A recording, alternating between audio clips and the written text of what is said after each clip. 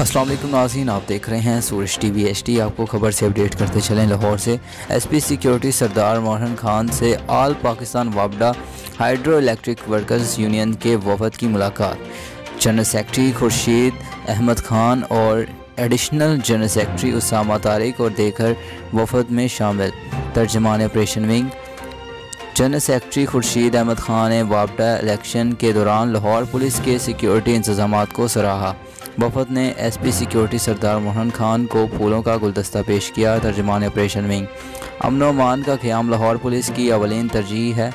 SP security. Lahore police ने 25 polling stations को भरपूर सिक्योरिटी फराहम की। सरदार मोहन खान इलेक्शन के दौरान लाहौर पुलिस के 320 से ज़ायद पुलिस अफसर और एहलकार तैनात किए गए। SP security. जनरल सेक्रेटरी ने पुरअमन इलेक्शन के इनेकाद पर लाहौर पुलिस का शुक्रिया अदा किया। मज़ीद खबरों और अपडेट्स के लिए देखते रहें सूरज टीवी HD। चैनल को सब्सक्राइब करना मत भूलिए। शुक्रिया।